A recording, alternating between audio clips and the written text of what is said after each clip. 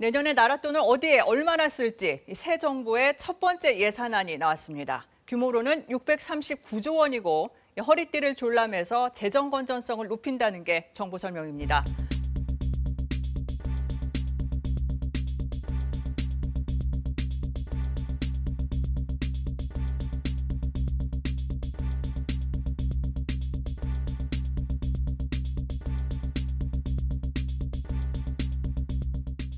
오늘은 많은 분들이 관심을 가지고 계신 기초연금 문제에 대해서 오랜만에 한번 다뤄볼까 합니다.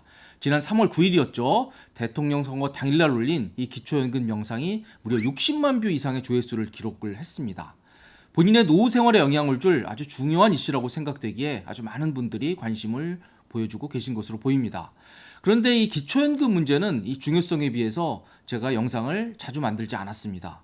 이유는 새 정부 출범 이후에 이 기초연금 문제에 대해서 아무런 정책 변화나 언급이 없었기 때문에 그렇습니다.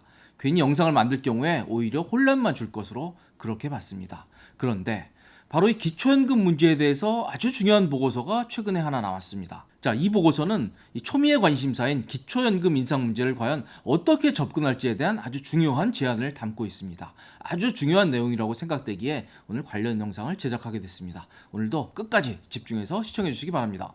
자, 기초연금은 다 드리는 거 아닙니다. 상위 30%는 안 드리고요. 하위 70%만 드립니다. 그리고 기초연금 자격 요건을 갖췄다고 하면 만 65세부터 월 30만 원씩 돌아가실 때까지 매달 지급이 됩니다. 그리고 이거는 자격이 된다고 하면 부부 별도로 지급이 됩니다. 그리고 이 경우에는 20%는 삭감을 합니다. 자, 그런데 지난 대통령 선거 과정에서 이 윤석열 대통령은 이 기초연금과 관련해서 두 가지 중요한 공약을 내걸게 됩니다. 우선 첫 번째는 현재 월 30만 원인 기초연금을 10만 원 올려서 월 40만 원으로 하겠다는 거였고요.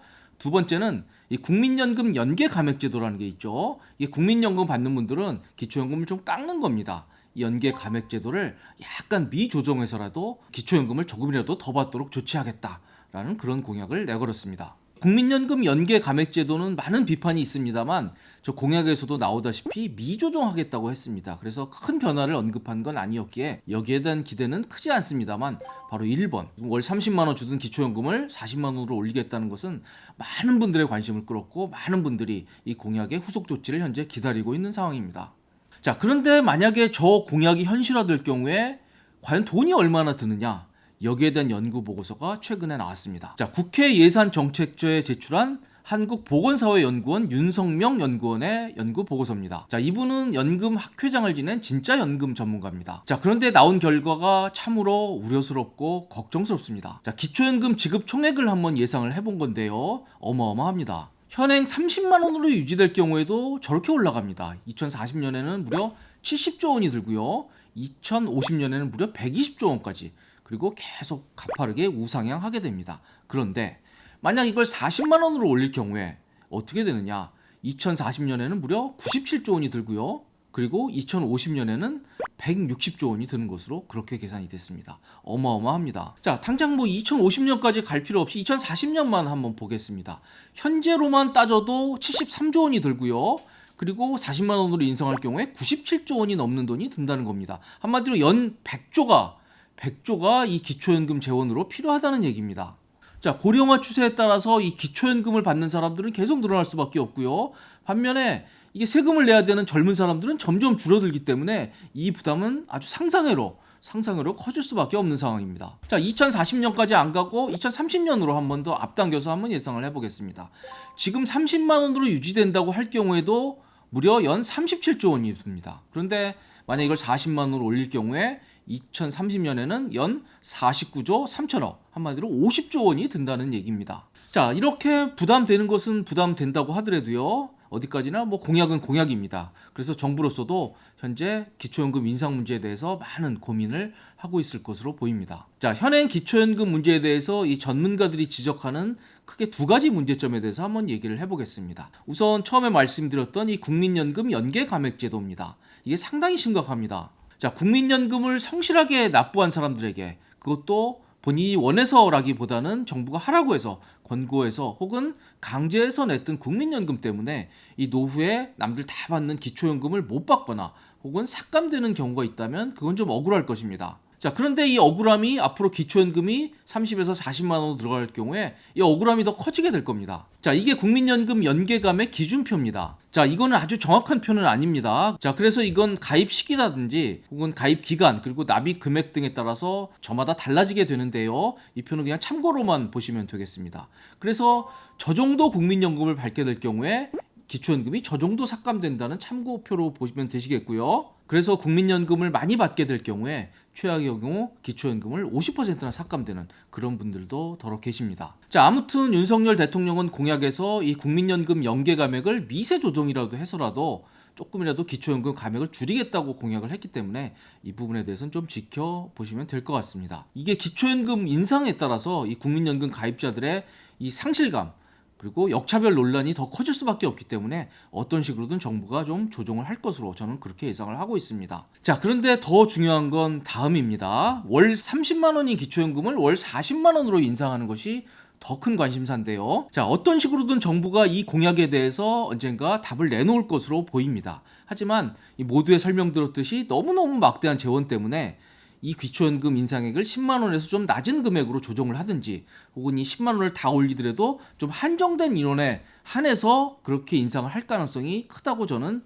개인적으로 보고 있습니다. 자, 그렇다면 이 문제에 대해서 전문가들은 어떻게 얘기하고 있을까요? 이 기초연금이 이 시행에 따라 소요되는 막대한 재원에 비해서 막상 이 정책이 추구하는 이 노인 빈곤율 개선 효과가 충분치 않다라고 전문가들은 지적을 하고 있습니다. 김상호 광주과학기술원 교수의 연구에 따르면요.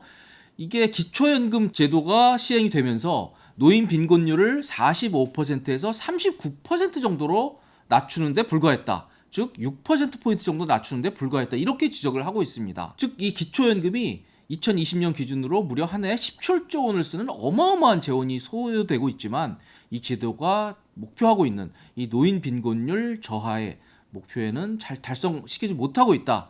이런 지적을 하고 있습니다. 한마디로 하위 70% 너무 많은 사람들을 대상으로 그리고 그렇게 많지 않은 월 30만 원만 주고 있기 때문에 당초 이 정책이 추구하고 있는 목표를 다 달성하지 못하고 있다. 이런 지적이 되겠습니다. 자, 그래서 전문가들은 이렇게 얘기를 하고 있습니다. 현재 하위 70% 전체에게 주는 기초연금을 다 그렇게 주지 말고 이 대상 인원을 좀 줄이자. 대신 액수를 좀 늘리자. 그래서 이 노인 빈곤율을 좀 획기적으로 다운시키는 그런 정책을 펴자고 제안을 하고 있습니다.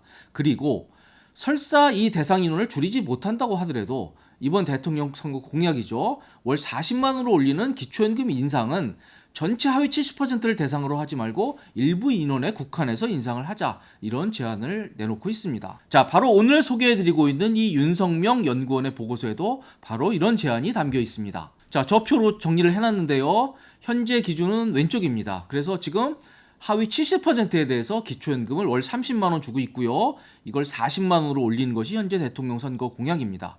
그런데 이번 보고서에 보면 이렇게 제안을 하고 있습니다. 우선 하위 70%에 주는 기초연금 대상자를 좀 줄이자. 그래서 이거를 하위 50%로 제한을 하자라고 그렇게 제안을 하고 있습니다. 한마디로 전체 65세 인원 중에서 절반만 기초연금을 주자라고 하는 그런 제안이 되겠습니다. 여기 보고서의 이유를 보니까요. 이렇게 적어놨더라고요. 노인들의 하위 70%에서 50%저 구간. 그러니까 저 윤석명 연구위원회 제안에 따라서 기초연금이 중단되는 저분들의 경우에는 이 젊은 층보다 오히려 더 경제적 여유가 있는 분이다. 이렇게 윤 연구원은 적었습니다. 따라서 기초연금 그분에 대해서는 좀 줄이고 나머지 하위 50% 이하의 분들에 대해서 기초연금 지원을 집중하자라는 게 바로 이번 보고서의 연구 결과입니다.